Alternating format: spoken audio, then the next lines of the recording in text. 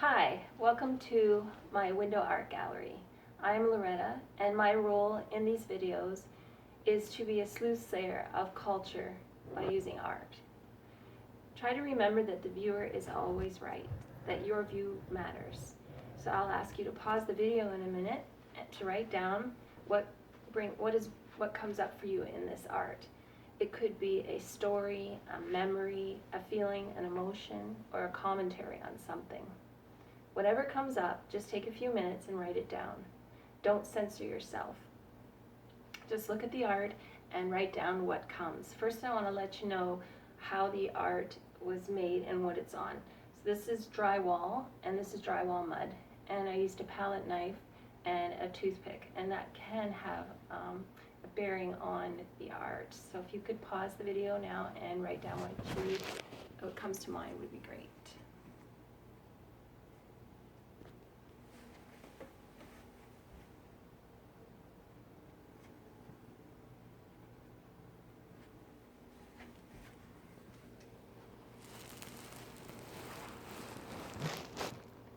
Okay, welcome back, and let's get into it.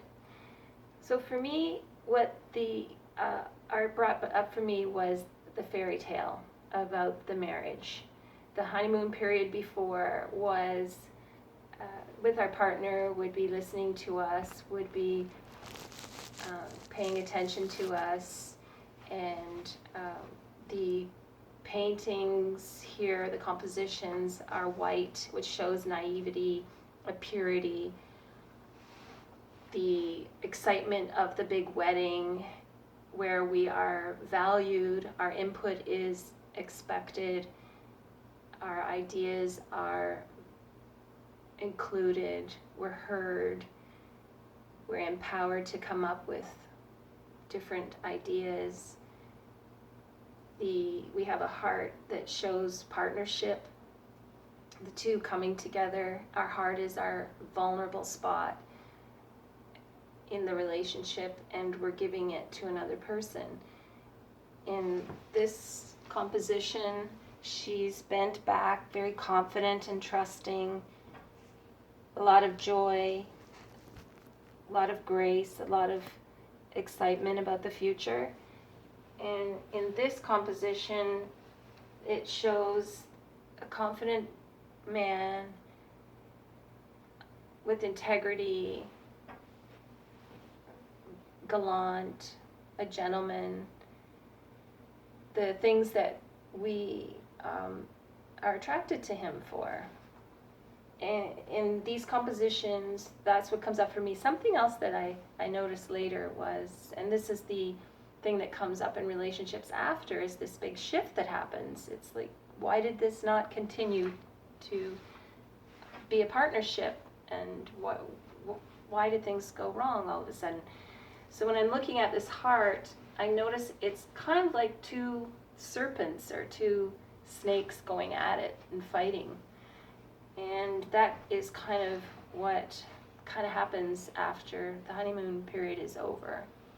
Before, sure, we can do that, is what we hear, and then now it's reasons why we can't.